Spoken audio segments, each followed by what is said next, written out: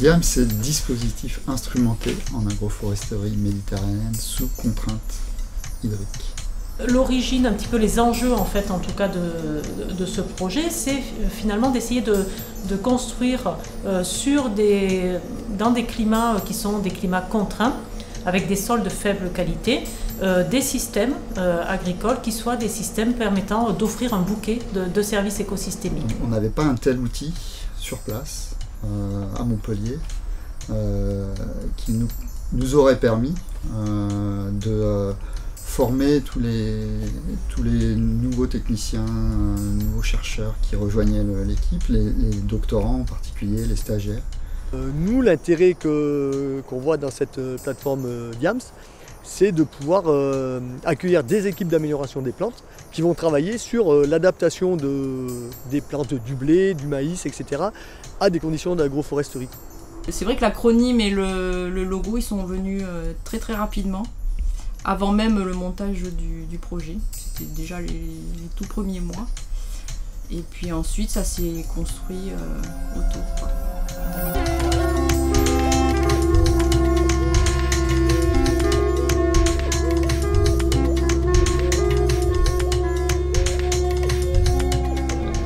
Donc l'enjeu finalement de ce dispositif, c'était d'étudier les mécanismes et d'être à même de les quantifier pour comprendre si l'agroforesterie est un modèle qui nous paraît être un modèle potentiellement intéressant et durable dans des conditions méditerranéennes dans lesquelles nous sommes. Voilà. Donc ça a été la genèse de la réflexion un petit peu du site de DIAMS. Le défi, c'était que c'était pas uniquement le montage d'un terrain de jeu pour les chercheurs, mais il fallait allier à la fois le côté scientifique, mais aussi technique, parce qu'il fallait innover, mais il fallait aussi respecter les règles de base de l'agroforesterie moderne, quoi. Donc on a essayé de regrouper tout le monde à la fois agricole et puis forestier. Ce qui n'est pas évident parce que souvent c'est deux mondes qui travaillent chacun de son côté. Et c'est un peu le gros défi de l'agroforesterie, c'est d'essayer de co-construire quelque chose qui puisse répondre aux besoins de chacun.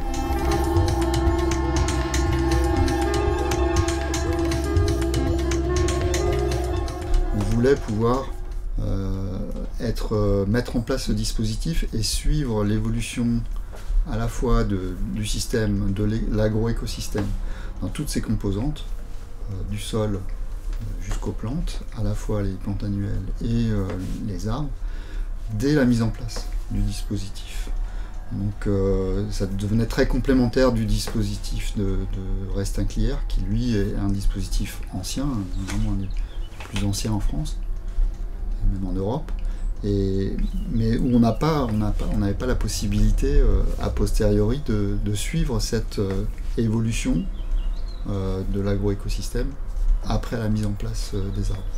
Donc c'est vraiment ce qui a motivé le choix du site, c'est de pouvoir partir d'un site agricole, je dirais conventionnel, et puis de pouvoir maintenir des traitements agricoles conventionnels, et à côté de ça, les traitements forestiers d'une part, et surtout agroforestiers, en se donnant la possibilité de voir au cours du temps, sur 15 ans, 20 ans, quelles étaient les évolutions à la fois du sol, des communautés qui vivent dans le sol en interaction avec les plantes, des communautés qui vivent également à la surface en interaction avec les plantes, et puis les interactions entre les plantes elles-mêmes qui composent le système agroforestier.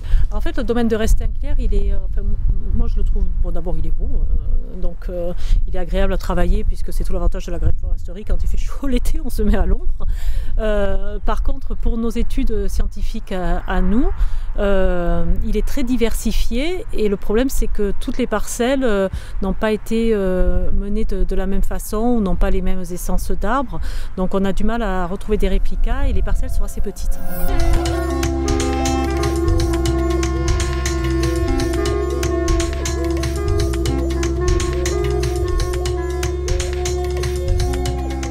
C'est vrai que c'est un dispositif qui est quand même entièrement géré par l'équipe d'Ecoesol, hein, donc Nous, on intervient pour la partie grande culture.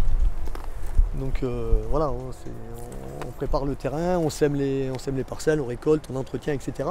Après, pour ce qui concerne tout le travail sur les arbres, c'est Ecoesol qui gère ça, quoi. Un point important pour nous, c'était que Diascope c'est une unité qui a aussi des compétences, bien entendu sur le végétal, plutôt du côté de la génétique, mais aussi dans la caractérisation, c'est ce qu'on appelle le phénotypage des végétaux. Et du coup, on voyait une complémentarité dans les savoir-faire, hein, sachant qu'à Ecoesol, le nom suggère sol, mais il y a également de nombreuses compétences sur le végétal et sur les organismes vivants associés aux végétaux, notamment dans le sol. Donc on s'est lancé dans cette aventure, à l'époque très vue d'un point de vue favorable par l'unité expérimentale. Il y avait Dominique Desclos qui appartenait à l'époque à cette unité, qui voyait ça d'un très bon œil, puisqu'elle avait quand même fait quelques études sur l'agroforesterie avec des oliviers.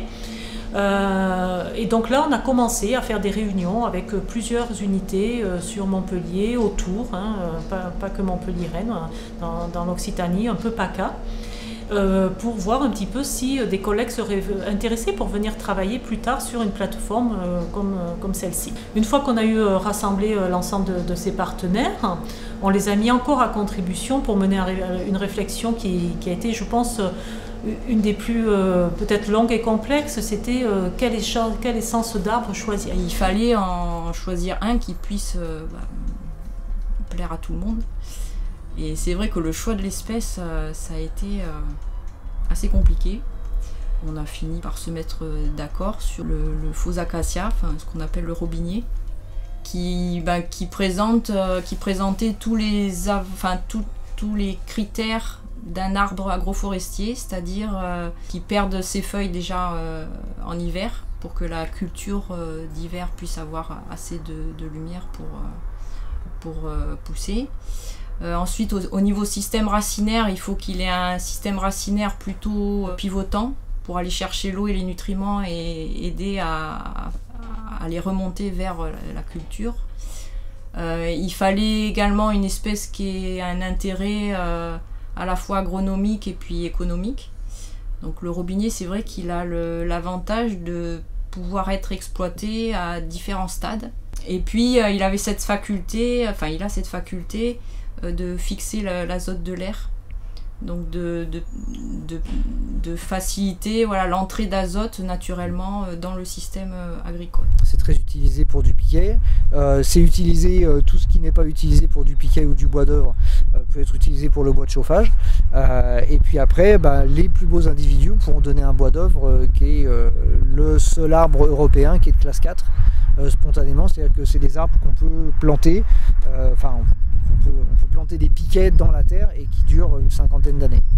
Juste un arbre bien sec, écorcé, fendu, c'est capable de tenir 30-40 ans dans la terre. Donc c'est pour ça que c'est un arbre un peu magique. Voilà. Donc du coup on a décidé, je dirais qu'on a osé, ça a été un peu une aventure, on a osé se lancer et prendre cette espèce-là. Alors ensuite il a fallu planter et donc on n'était pas du tout des experts en plantation, mais là ça a été une vraie aventure humaine et là-dessus je crois qu'on doit remercier Patricia et toute l'énergie qu'elle y a mis et Philippe aussi pour le montage de ce projet, où ça a été une aventure humaine au niveau de l'UMR, puisque je pense qu'il n'y a pas une seule personne au sein de l'UMR qui n'a pas planté un arbre de diams en fait. On a tous été sur le terrain, c'était en plein hiver, dans des conditions parfois un peu héroïques je dirais, et on a planté des arbres, tous, autant que nous sommes, tous les techniciens, les gestionnaires, les DU, les DUA, enfin voilà, tout le monde est venu passer au minimum une journée à planter des arbres sur diams. Je pense que les gens ont vraiment joué le jeu et ça il faut remercier tout ce collectif sans quoi le site n'existerait pas.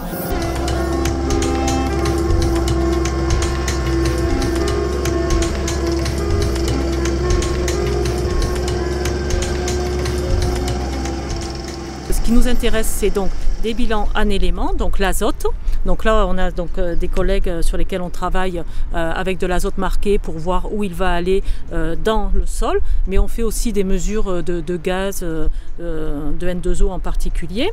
Ensuite, on veut faire des bilans aussi en termes de phosphore et puis des bilans en termes de carbone. Et là, ça devient très compliqué lorsqu'on s'intéresse à ces éléments-là. Et donc, pour faire ces bilans, il ne faut pas simplement regarder la partie aérienne, celle qui nous entoure, mais il faut s'intéresser à ce qui se passe en profondeur. Et c'est un peu tout le défi de ce site.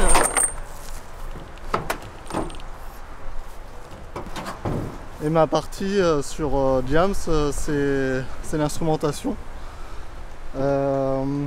Donc depuis la création du site, on est venu faire des fosses de mesure où on est venu apporter certains capteurs. Donc on a des sondes de température, humidité du sol qui sont mesurés en continu dans les data loggers. Ensuite, nous avons des bougies poreuses. Donc les bougies poreuses permettent d'extraire les solutions d'eau du sol. Donc ces solutions arrivent au niveau de la fosse de récolte. Donc on vient créer une dépression et du coup on vient récolter l'eau dans des flacons dans cette fosse. Là, oui, en fait c'est ça. Si tu veux, regarde, tu as écrit là, il y a écrit 15.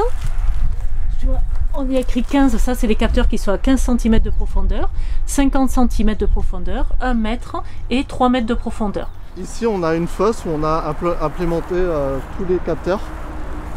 On a 3 profils et en fait la fosse est venue reboucher où en fait on a nos capteurs qui sont enterrés sous sol. Alors il y a 6,60 m de l'arbre.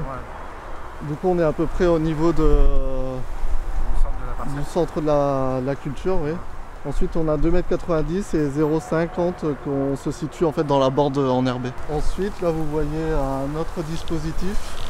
Ce sont des capteurs de rayonnement de type PAR.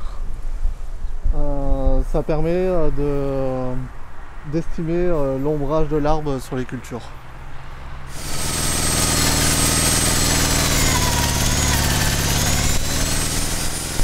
Moi, mon boulot maintenant ici, essentiellement, je participe un peu à toutes les expérimentations qui se font et j'essaye de coordonner un petit peu les actions entre les différents chercheurs, d'organiser les réunions et de coordonner aussi beaucoup avec les collègues de Diascope qui eux gèrent tout l'univers ici, toute la station, de façon à ce que tout ça se passe harmonieusement et qu'on arrive à faire les manips qu'on veut en ayant l'accord de tout le monde, quoi.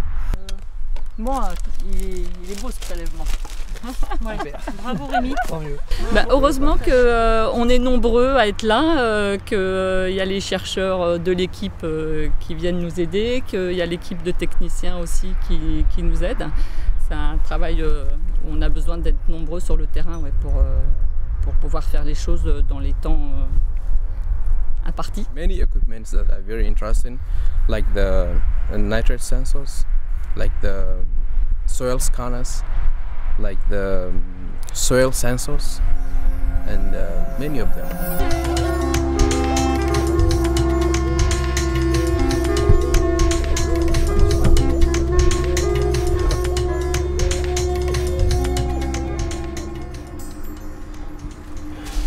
Donc là, ce sont des fenêtres qu'on a posées, donc on a creusé, on a coupé la fosse, enfin le cadre en bois.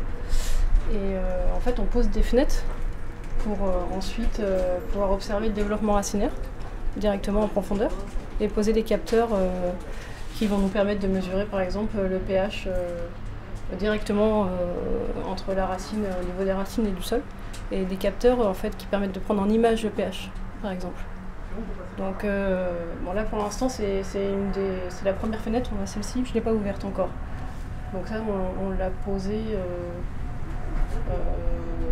au début du printemps, cet hiver, enfin février à peu près. Et donc le but c'est d'avoir une surface plane pour pouvoir voir les racines et de pouvoir poser des capteurs ensuite là où il y a des systèmes racinaires qui se développent. Les scanners, on les a enfouis dans le sol au début de l'année avant de semer l'orge. Donc ils sont là partout, il y a un petit câble qui sort de la fosse, c'est là où il y a un scanner. Une fois par semaine, on vient scanner une image. On a vraiment l'image du sol avec les racines qui poussent au cours du temps donc. Et on peut étudier la croissance racinaire et aussi la décomposition. Je suis en thèse à l'UMR Éco-et-Sol et donc je travaille sur le rôle des racines, y compris profondes, dans le stockage de carbone dans le sol, donc dans les systèmes agroforestiers. Donc ça c'est un de mes terrains d'études, j'y travaille beaucoup, je fais tout un tas de mesures. Et donc l'étude de la décomposition des racines via les scanners, ça fait partie d'une de mes parties de ma thèse.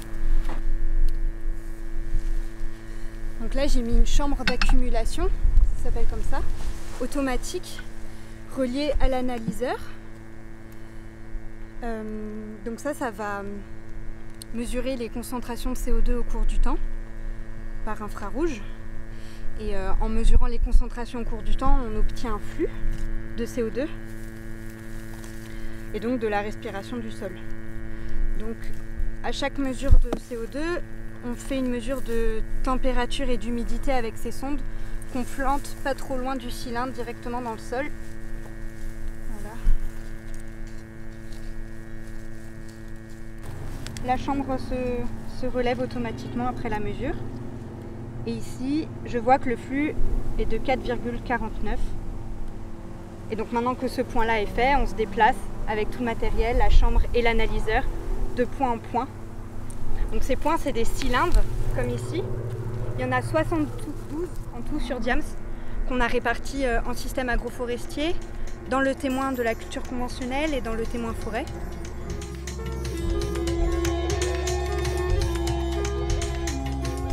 D'un côté, c'est les parcelles agroforestières. On voit les lignes de robiniers ici qui sont espacées de 17 mètres. Donc c'est la première ligne de la parcelle agroforestière. Tous les 17 mètres, il y a une ligne de robinier. Et de ce côté-là, on a les parcelles forestières, où là, c'est tous les 3 mètres. Donc moi, je travaille plutôt sur la partie aérienne. Donc je travaille sur le développement de l'arbre, sa réponse à la plantation, son rythme de croissance, des choses comme ça. Et là, on monte une cage autour des arbres pour pouvoir en fait tirer un filet, ce qui permet de récolter les feuilles qui tombent, parce que la plupart du fonctionnement carboné des arbres dépend du fonctionnement des feuilles. C'est par là que rentre le carbone, par la photosynthèse. Donc ces cages-là permettent de tirer un filet, on récupère la feuille, ça permet d'estimer en gros le nombre de feuilles et la surface totale d'un arbre. Donc on le fait sur la parcelle forestière, les arbres sont plantés beaucoup plus denses et on les compare avec ce qui se passe en agroforesterie. Et c'est surtout pour le système agroforestier qu'on connaît moins de choses. En gros, on va pouvoir voir si les communautés de vers de terre elles évoluent de la même manière ici au pied des arbres qu'à 1 mètre là dans la culture ou au milieu de l'allée cultivée. On pense que la structure spatiale du champ va faire que ces communautés vont évoluer de manière différente. Et donc en regardant les vers de terre, on s'est rendu compte qu'en fait c'était important aussi de regarder les fourmis. Parce qu'on s'est rendu compte qu'en termes de les organismes qu'on appelle les ingénieurs du sol, il y a aussi les fourmis qui sont hyper importantes dans ce système-là. D'ailleurs, on a une fourmilière juste ici à mes pieds. Et on peut voir un petit peu à quoi ressemble de la terre triturée par les fourmis versus de la terre qui ne fait pas partie d'une fourmilière. Et voilà, et donc bon, 1, 2, 3, 4, il va incrémenter tout seul et quand on passe à un nouveau point, je dois changer de bleu. Pour moi, un point fort vraiment de Diams, c'est qu'on s'est donné la peine au départ, en fait, au démarrage, de faire on s'est donné les moyens de pouvoir faire une caractérisation initiale de l'état initial du site, donc ce qu'on appelait le T0. Et pour ça, et notamment en fait les conditions du sol au démarrage du site quand on a planté les arbres.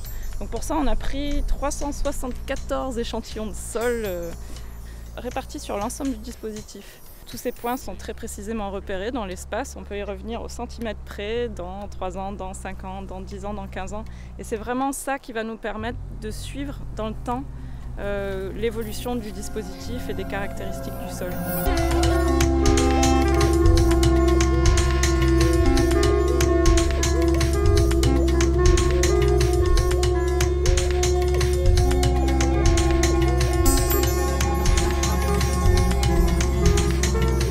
Donc déjà, le système n'a pas 4 ans Et on voit que sur une zone qui est entre la bande enherbée et à 1,50 m de cette bande enherbée, donc dans la culture, dans le système agroforestier, on a déjà un comportement des racines, c'était du blé l'année dernière, qui était différente de celle que l'on peut trouver à 4 mètres, donc qui n'était plus sous l'influence de l'arbre. Ce qu'on essaye de comprendre dans un dispositif comme DIAMS, c'est la mise en place de cette hétérogénéité dans toutes les dimensions, voilà, à la fois spatiale et temporelle.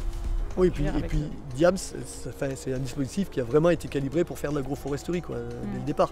Sur le dispositif DIAMS, on a quand même beaucoup plus de place et là on pourrait, il y aurait sans doute au niveau études génétiques après à faire derrière, on peut tester des panels plus intéressants de diversité génétique là-dessus.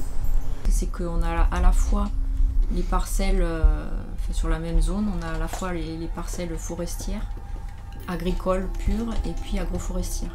Du coup, c'est ça qui va permettre de vraiment comparer les systèmes et de voir, de quantifier ces interactions positives ou négatives. Et ça, c'est assez rare dans un dispositif d'avoir les 3 modalités au même endroit, et de pouvoir les suivre en même temps. Nos métiers, pour moi, passent forcément par l'observation.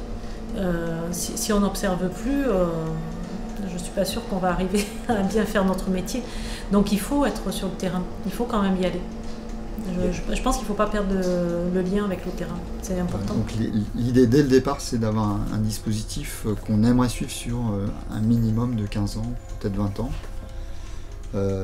et donc qui a 4 ans aujourd'hui, donc on n'est qu'au tout début avec des arbres qui sont encore jeunes et dont le comportement et évidemment les interactions avec à la fois avec la culture et les espèces qui poussent au pied des arbres ne sont pas de même nature que celles qu'on aura avec des arbres de 15 ou 20 ans. Et c'est ce qu'on va essayer de suivre tout au long des 15 années qui viennent, qui sont encore devant nous.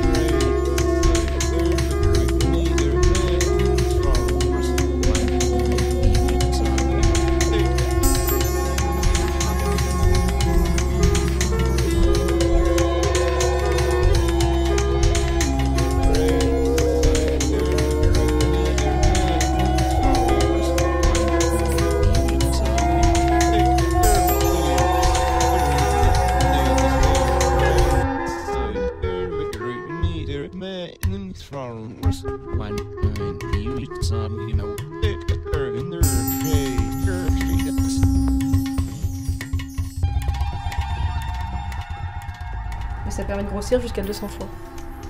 En fait, et de prendre des images des systèmes racinaires là où ça nous intéresse.